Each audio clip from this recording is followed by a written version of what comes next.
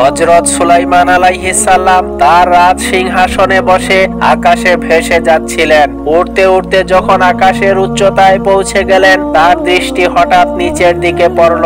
তিনি দেখলেন বড় এক সাপ নীরবে মাটিতে বসে আছে। চোখে বিষণ্ণতা ও হাহাকার। হযরত সুলাইমান আলাইহিস সালাম আসমান থেকে ইশারা করলেন, এই মাখলুকটিকে আমার কাছে নিয়ে এসো।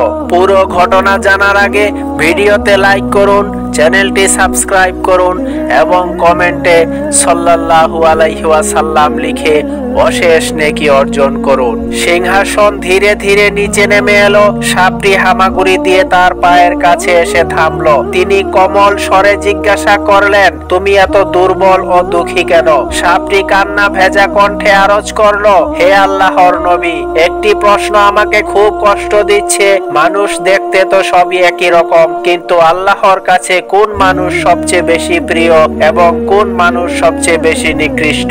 হযরত সুলাইমান আলাইহিস সালাম হেসে বললেন, যে ব্যক্তি দুইটি কাজ থেকে নিজেকে বাঁচিয়ে রাখে সে আল্লাহর খুবই নিকটবর্তী, আর যে দুইটি কাজ করে বসে সে আল্লাহর কাছে সবচেয়ে বেশি নিকৃষ্ট। প্রথমত অহংকার থেকে দূরে থাকবে, সে যেন সব মাখলুকের প্রতি হৃদয়ে ভালোবাসা ও শান্তির প্রদীপ জ্বালিয়ে রাখে। দ্বিতীয়ত ক্ষমতা থাকা সত্ত্বেও প্রতিশোধ নেবে না, বরং আল্লাহর মাখলুককে শুধু আল্লাহর সন্তুষ্টির জন্য ক্ষমা করে দেবে।